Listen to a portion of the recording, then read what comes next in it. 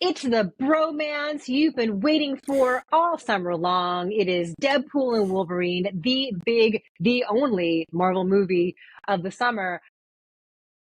We have a non-spoiler review for you. Spoilers exist out there in the world. Spoilers exist on IMDb. We would not do that to you. Even like early Comic-Con reports are spoiling things where I'm like, oh, that's a bummer, because that was one of the coolest things in the movie, but we won't do that.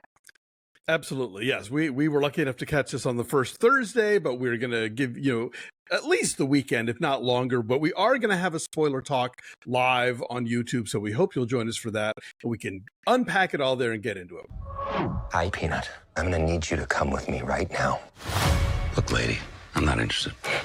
All right, well, I'm sort of on the tick, so upsy-daisy. Deadpool is approached by the TVA, you know, that chronological bureaucracy that we all got to know in Loki.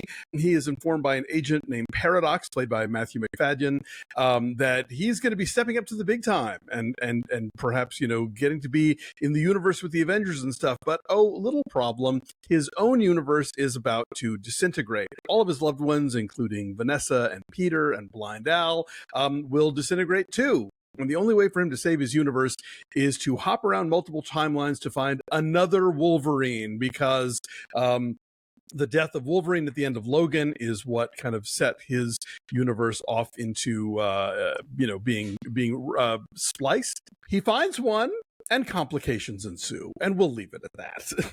Okay, that's a good way to phrase it. Yeah. Yeah. So, you know, this is the third time around with this character. And the whole point of Deadpool is that he is the Bugs Bunny. He is, you know, if you're a DC fan, he is the ambush bug. He knows he's in a movie. He knows he's a comic book character. He talks to the camera. You know, it's very self-aware. And it's starting to wear a little thin because, especially in this movie, I kind of feel like the movie has flaws that it feels like it gets to have because it acknowledges that it has them. You know, it's the kind of movie where like they make fun of the talking to camera stuff. They make fun of how we're all kind of a little sick of multiverses. But they're still doing it. They make fun of the fact that there's a MacGuffin that leads to, you know, having to save the universe. So while I did laugh quite a bit, there are some great jokes and really clever bits that rely upon what we know and don't know about comic book movies that were made and in some cases not ever made. It all starts kind of wearing thin. This is 2 hours and 17 minutes, I think. And yeah, it's over 2 hours for sure. Yeah. Yeah. And it kind of wears down. And then, you know, like the ultra bloody R-rated cartoonish violence that, you know, we've come to know in these movies also starts wearing a little thin. This is directed by Shawn Levy, who is the guy who, you know, is Ryan Reynolds' yes man, I guess. He's the dude who gave us the Atom Project and Free Guy. Mm-hmm. And, you know, I don't know that he has quite the same facility for the material. Certainly the big crowd fight scenes don't work very well. They just kind of become visual mush. Although the more one-on-one moments do work. And of course, since both Deadpool and Wolverine have regenerative powers, they're able to do terrible, terrible things to each other and still come out in a tie. So, you know, they have multiple fight scenes and those are pretty entertaining. Hugh Jackman is, I don't know if he's trying to Leslie Nielsen it here. Like, he is not winking at all. And in fact, gets a couple of really sort of teary monologues, which would work in a Wolverine movie or an X-Men movie, but they don't quite jibe with the otherwise jokey tone here. So it felt like this movie didn't quite know what it wanted to be. I think the most interesting thing about it is that if you're going in thinking, ooh, it's, you know, this one has the Marvel Disney branding on it, like this is going to be the first time we see Deadpool in the, you know, the MCU, it's more that it's the last time we're going to see Deadpool in the Fox Marvel universe. And that's all I'll say about that. Yeah, they very much reference the MCU and his desire to be a part of it, but it's not like that happened at all. And it makes sense that he would still be a little bit separate because it is, as you say, so much more violent and so rated R and so profane and so raunchy. And that is, of course, his bread and butter. So how do you tamp that down to squeeze him into what is otherwise, you know, a very family friendly, crowd pleasing cinematic universe. You don't. And so you have this thing which is kind of an in-between. It's really fun for a while. That opening title sequence is a blast in terms of the choreography and the song choice and the marriage of the winking humor and the violence. Like, it's all there, done so well in that opening segment. And I don't know that they ever capture that thrilling balance ever again. A lot of times the song choices totally overwhelm what's happening on screen. There's a fight that takes place in a car and that song choice clangs. It's so on the nose. And there's a fight scene where the two of them are taking on other things and people. And that too felt like, it's just wrong. It's just wrong. Like, it's distracting. Shawn Levy has no sense of like perspective in the big fight sequences. Like, there's a huge one where at various points I'm like, what is even happening? Is anyone even occupying the same space with each other? Like, it's hard to tell who's doing what to whom. And so the stakes were lower. And as you say, because they can regenerate, the stakes were lower there as well, because they can't truly harm each other. And so I had fun, but that muchness, I think for a lot of people, is going to be a feature and not a bug. For me, I found it exhausting after a while and wearying and repetitive. And also, there are so many in-jokes that I often wondered who this movie is for. Like, there's so many really specific like industry insider jokes and LA jokes.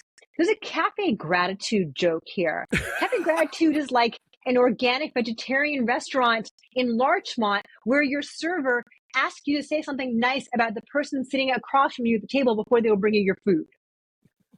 Like, who's going to get that? I got it. Who else is going to get that?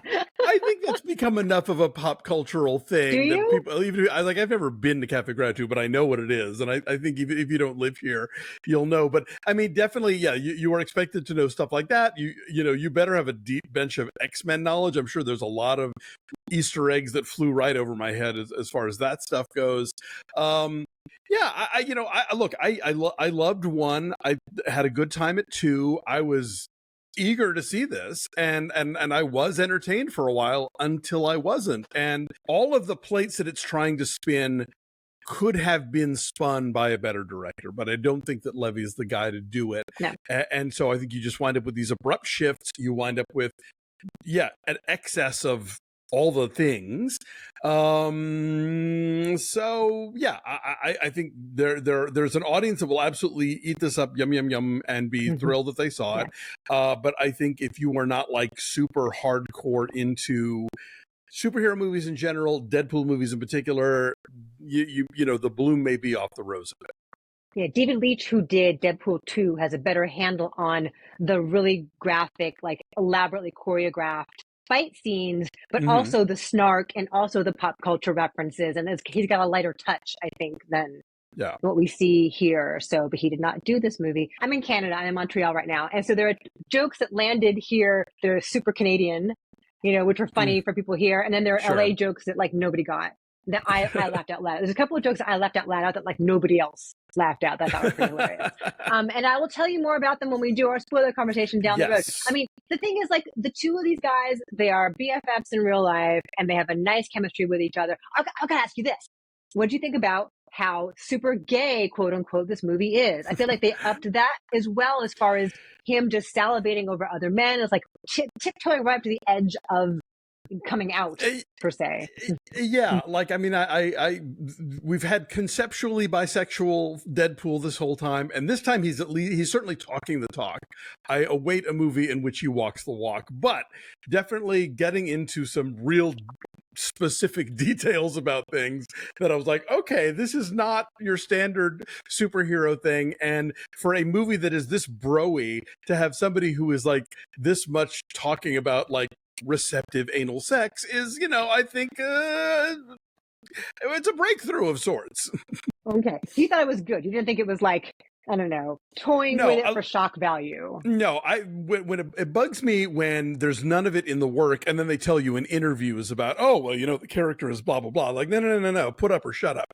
And so, I would be happy to see a manifestation of this at some point if we're going to get more of these Deadpool movies.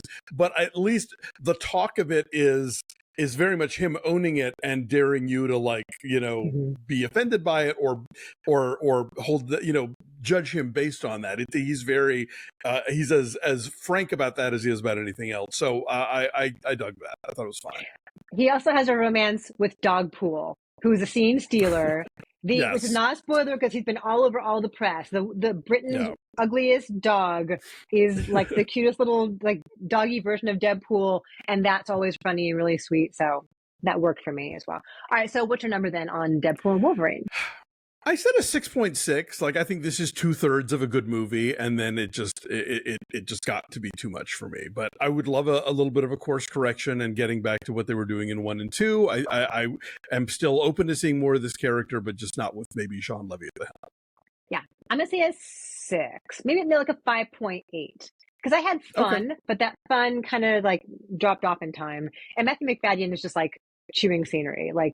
And there's a whole other Emma Corrin. We didn't get to Emma Corrin even. Emma Corrin does a gnarly thing. Emma Corrin does a gnarly thing that I will get more into when we talk about our spoilers. But again, like not enough of her or them rather. Sure. Yes. It's a very cool visual effect what Emma Corrin does to people and how she gets what she needs from them.